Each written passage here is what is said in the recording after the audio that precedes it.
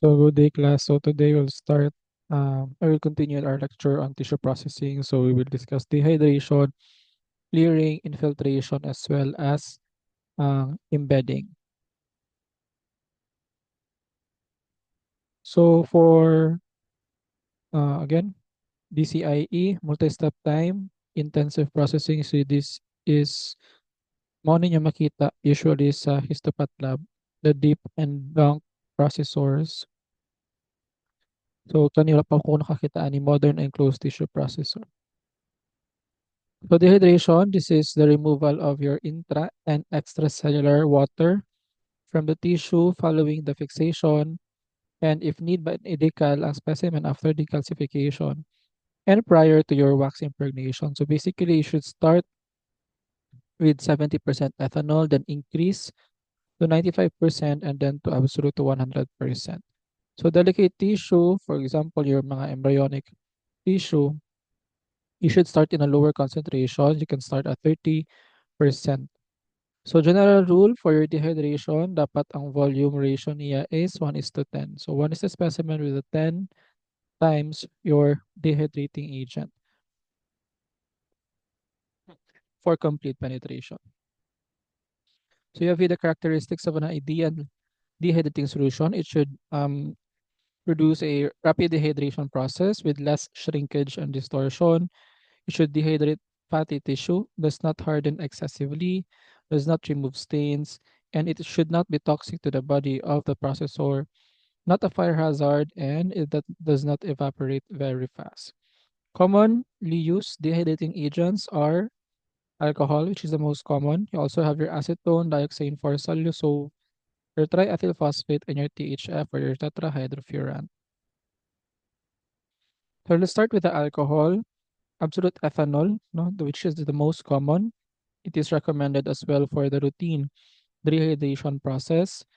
It is considered to be the best dehydrating agent because it's fast acting, it mixes with water and many organic solvents, and it penetrates tissue easily. Methanol, it is also a good substitute for your ethanol. It is toxic, hence it is rarely used, and it is used in your blood and tissue smears. You have your isopropanol, a versatile ethanol substitute used in microwave. It is an efficient lipid solvent. It can also be a substitution for your silane in automation, and it has a slower dehydration process compared to your ethanol. Hence, it causes less shrinkage and hardening. So basically, your formalin fixed tissue should not be transferred directly to a higher grade alcohol na because it would cause shrinkage and it would harden your tissue that ultimately would lead to distortion, especially upon cutting. So concentrated alcohol tend to harden only the outer surface while the inner surface are not completely penetrated. No? So it will lead to your unequal impregnation with poor cutting of sections. So again, start with 70, then 95 or 90, and then 100. So concentration of more than 80% kung mag-start ka sa first nimo to produce hard, brittle, and difficult to cut. However, if ang concentration is below 70, it also macerates your tissue. Anhydrous copper sulfate at the bottom of the container will ensure complete dehydration. So it removes water from the dehydrating agent. Another agent is your glycol ethers. So you have your ethoxy ethanol, colorless flammable solution that is strongly hygroscopic. It is miscible with water and most of the organic solvents. Another is your cellulose. This is a rapid dehydrating agent that dissolves your nitrocellulose, decomposes upon exposure to sunlight, and it is considered to be toxic to reproductive, urinary, and your body systems. Your polyethylene glycol, a clear viscous hygroscopic dehydrating agent, it dehydrates and embeds solvent, heat, labile tissue. So dioxane, a rapid but gentle tissue, is carcinogenic, and it is considered to be an explosive. Other dehydrating agents are your acetone, It is a colorless flammable which dehydrates 30 minutes to 2 hours. It is miscible with water and other organic solvents. It is the best dehydrant for your fatty tissues. And however, this is not recommended for your routine dehydration. So there should be a four changes of your solution, no, of your acetone, and the last should be a fresh solution. Your tetrahydrofuran, colorless, highly volatile, and flammable, must be the best, and maybe the best universal dehydrating agent due to its rapid action and less shrinkage. It may also be a substitute for dioxane, which is your THF is less toxic. No, so ethanol, as mentioned ganina, also considered to be the best dehydrating agent. Okay,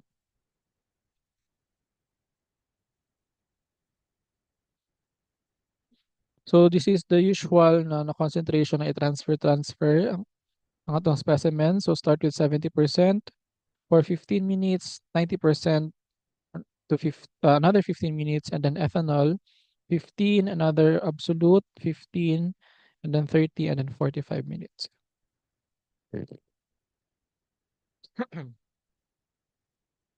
So things to remember for dehydration. Proper sequence, grade, and strength of alcohol should be observed.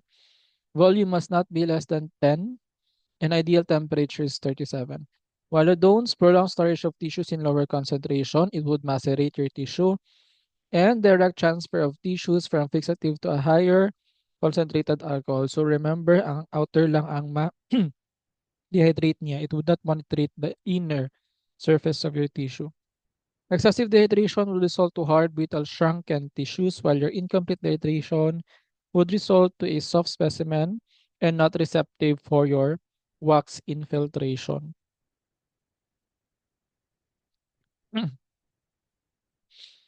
Next process is your clearing. This is the alcoholization of tissues in preparation for wax impregnation.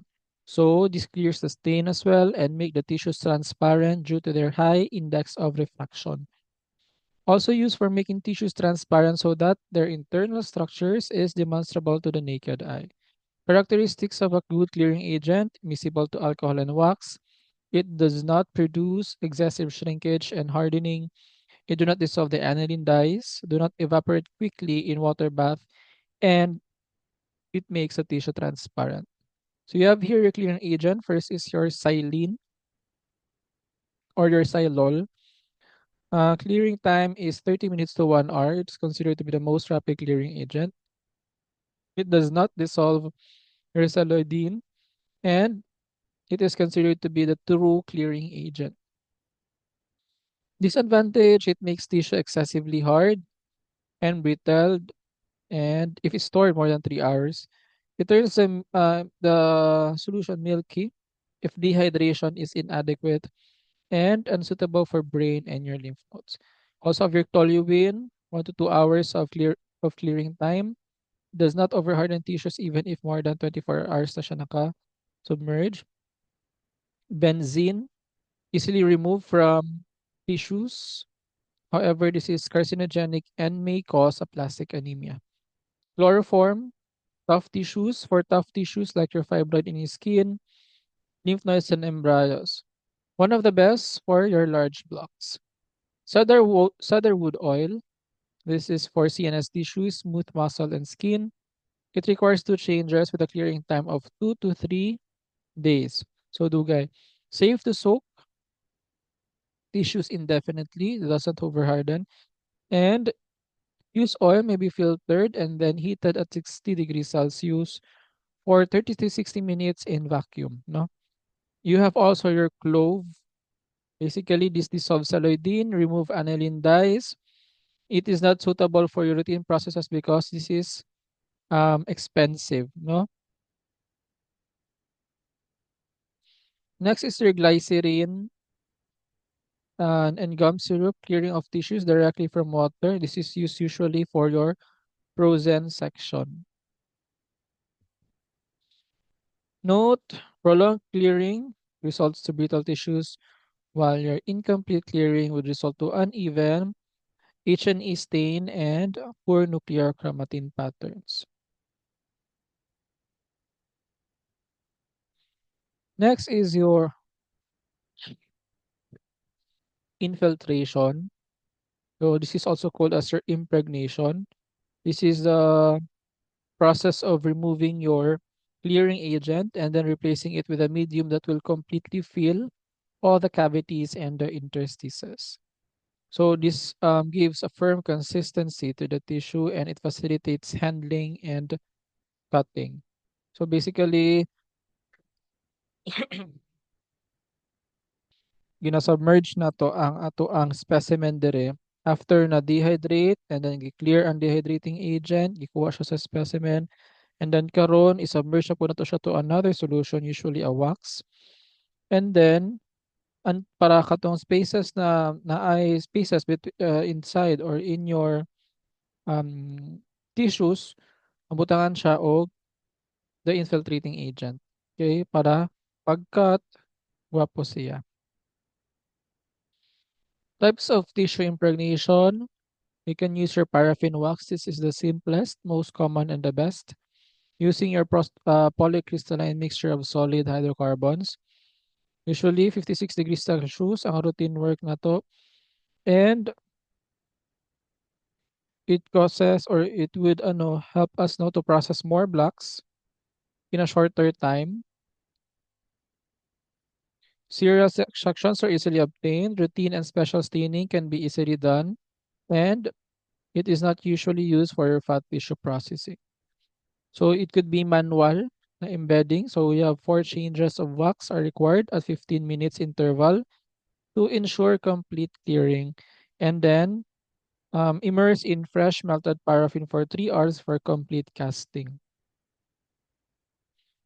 Vacuum involves wax impregnation under negative atmospheric pressure that would lead to a faster removal of air bubbles and clearing agent. So this is the fastest result, no? Vacuum process with your vacuum assisted impregnation. So this reduces impregnation time by 25 to 75%, and the degree of vacuum must not exceed as well with 500 millimeters mercury. Another is your automated. Use of your automated processing machine requires only 2 to 3 changes of wax to remove the clearing agent. No, it is faster as well because of the agitation or the constant agitation. You can also use your celloidine. No, this permits cutting of thick tissue specimens and also for those specimens with large cavities and hollow spaces which tend to collapse. So you have two classification. You have your wet and your dry. Wet is ether plus 70% alcohol, usually for bones, teeth, large brain sections. While for the dry, also called your Gilson solution, it is used for your whole eye section. Gelatin may also be used in your infiltration. No, this is used when dehydration and clearing agents are avoided because they're for histochemical and enzyme studies, for frozen sections, and you may also add 4% phenol to prevent the molds in your gelatin. Resins for your light and electron microscope and your nitrocellulose method. This is another form of your celloidine. However, this is explosive, so it is rarely used. Also, you have your modified paraffin waxes. It has a better properties and additional substances to improve your ribboning or your cutting. It has your stearic acid that increase hardness, phenanthrene, and your spermaceti, which has a decreased melting point, your ceresin, and your beeswax, which improves your adhesion. Factors affecting your paraffin wax impregnation. You have your nature and size of the tissue. So, of course, the larger, mas dugay. For example, the brain, skin, your dense bones, and the blocks of female breasts, they require longer periods and more frequent changes of your wax because they are denser, larger. Clearing agent use prior to impregnation. If you use clearing agent na benzene and xylene, they are easily removed from the tissues as compared to your chloroform and your cedarwood oil that are harder to remove. Precautions observed in paraffin wax impregnation. First is avoid prolonged treatment of tissues in melted paraffin. Avoid infiltration in overheated paraffin, which is above 60 degrees. Oven must be maintained at 2 to 5 degrees Celsius above the melting point of the wax. And wax must be pure, free from dust and foreign matter. So since this will be impregnated, no, inside the ano, so if na ay um, foreign materials, it would obscure your diagnosis. Fresh wax should be filtered before use in a wax oven. Paraffin wax should be used only twice. Hard wax with a higher melting point requires a heavy-duty type of microtome, and hard and dense tissues require a wax with a higher melting point than softer ones. Last process for your DCIE is your embedding, the process by which a tissue are precisely arranged in a mold surrounded by a medium such as an agar or gelatin or wax, which, when solidified, will provide sufficient external support during your cutting or your sectioning.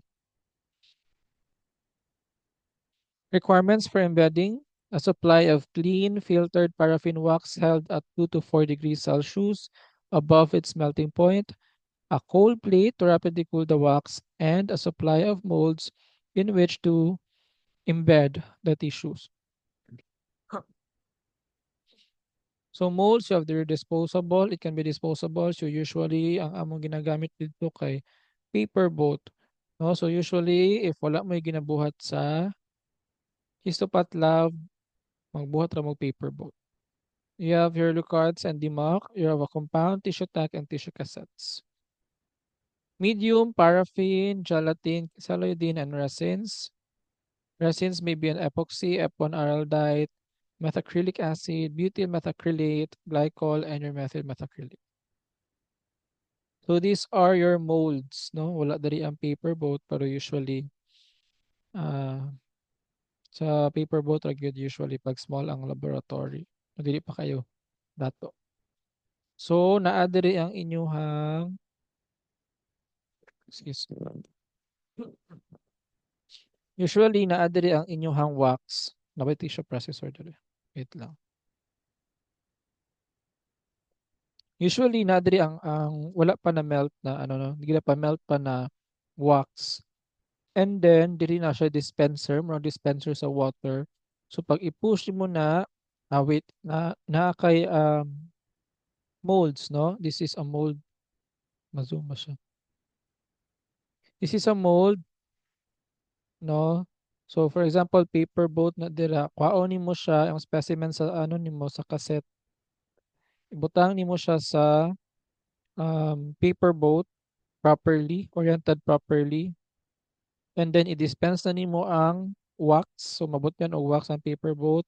I-transfer nimo siya sa plate, sa cooling plate para mugahi dayon ang wax. And then ibalik mo siya dito sa iyang tissue cassette para dili ka mawala sa imong labeling.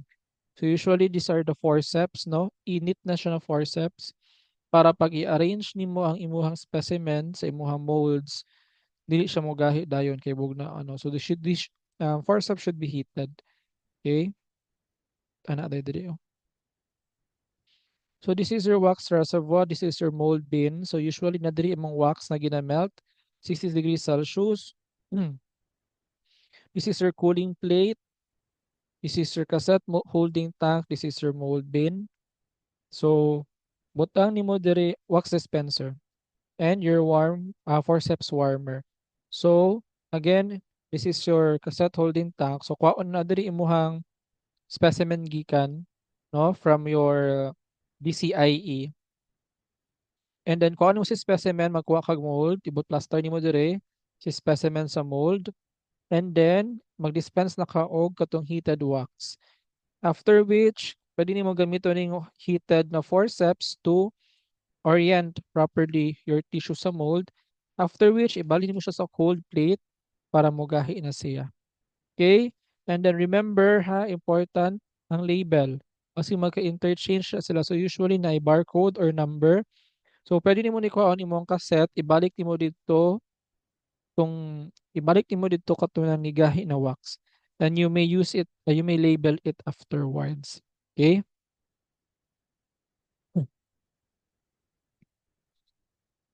So embedding procedure, open the tissue cassette, check against the worksheet entry to ensure the correct number of tissue pieces are present. Select a mold. There should be a sufficient room for the tissue with allowance of at least 2 millimeters surrounding the margin of your wax. So again, 2 millimeters dapat ang margin sa inyong mold, sa inyong tissue. Fill the mold with paraffin wax. Using warm forceps, select the tissue, taking care that it does not cool in the air at the same time. That's why heated, no, natay warmer sa atong forceps, or heated dapat atong forceps. Chill the mold to the cold plate, orienting the tissue and forming it into wax with warm forceps. This ensures that the correct orientation is maintained and the tissue surface to be sectioned is kept flat. Insert identifying label or place the labeled embedding ring or cassette base onto the mold. Oh, this is what I meant, no? Nakuha onto nimo mold nga naay label, ipato nimo dito si nigahi na ano ninyo, na specimen, para di mo mawala. Cool the block on the cold plate or carefully submerge it under the water when thin skin has formed over the wax surface. Remove the block from the mold and cross-check block label and worksheet. So you have your alternative embedding media, you have your plastic resins. This is needed when heat or reagent labile tissues are processed. Hard or dense tissues, for tissues with poor adhesion with wax. Very thick, thin sections are needed, and sectioning of whole organs. Resin removal, you may remove the hard resins, to provide a barrier to dyes. They are markedly reduced staining clarity. They must be done before staining, and they may be degraded by your alcohol sodium hydroxide, your potassium hydroxide, your sodium methoxide, and your bromine vapor. For double embedding, usually a combination of your celluloidine and paraffin embedding. So 2% of celluloidine for 3 days, and then next ang paraffin. This is usually used when tissues require external support or particular pre-embedment orientation. Organs to benefit from double embedding would be brain, bone, muscle, large pieces of dense fibrous tissues. You can also have your cellulose nitrate or nitrocellulose. They are considerably produces less shrinkage. There are improved cutting qualities of large blocks of dense tissues. However, they are very explosive. Orientation, important, no? Process by which tissues is arranged in the mold during embedding, on the mercatome before cutting, and on the slide before staining. So correct orientation of tissue in a mold is the most important step in your embedding. Always remember, tissues are blocked with the surface to be cut facing down in a mold. So face down gid always ang atong tissue.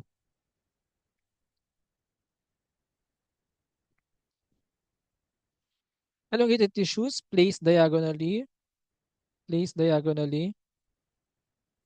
across the block, while your tubular and walled specimens, no, there should be end face to provide cross sections showing all tissue layers. So, sa review na to explain ako ni tubular, basta dili siya pa um saan pa explain, di siya pa horizontal. For example, you cut a tube, kung asa ang cut ninyo, mo tong i-face down ninyo. Epithelial surface, it should be in a right angle to the surface. Multiple pieces of tissue, it should be aligned across the long axis at the center of the mold, and it should not be placed randomly. So this one, elongated tissue diagonally, skin tissue should be at right angle. Multiple dapat dili nakascatter, if possible, line at the center. Tubular or cystic kani, dili siya pa horizontal. Dapat kung asa mo nag-cut, face down siya. So end face siya.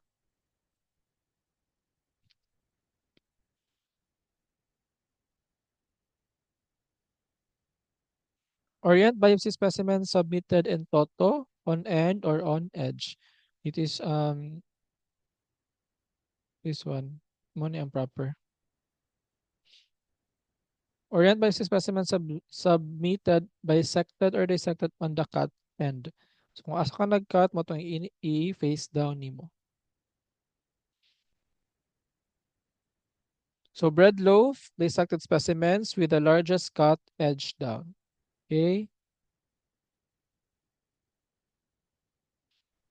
Kani, largest, kung kani, for example, kani. So ang large cut mo to i-face down ninyo. Kung asa ang mas lapad na cut mo to i-face down ninyo. When possible, arrange multiple specimen pieces on the block to permit maximum representation of the on the resulting microslide. So dili dapat kalat. You also have a maximum of 8 total sections on one slide. Orient needle core pieces without overlapping or layering and arrange to permit maximum representation of on the slide. So this is the proper. Cut and orient your vas deferens and fallopian tube lumen down. No? So balik na po. Also your arteries or veins. Factors affecting your tissue processing, properties of the tissue, of course, fixation, solvent effects, tissue density, tissue modifiers, and tissue porosity. All of these factors would affect also the concentration of your reagents, evaporation rate, so increase in evaporation rate, decrease in contam, density of your embedding medium, elasticity and plasticity.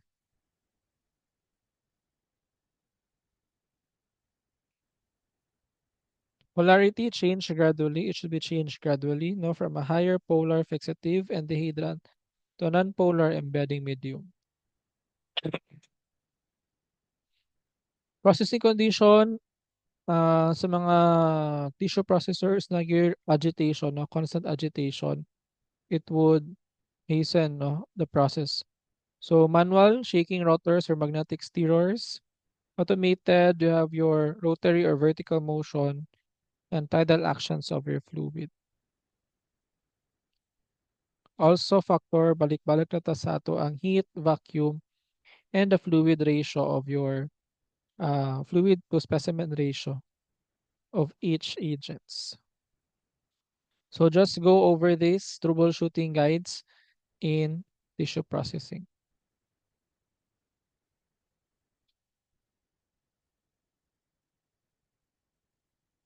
So prepare for a quiz next week and a review as well.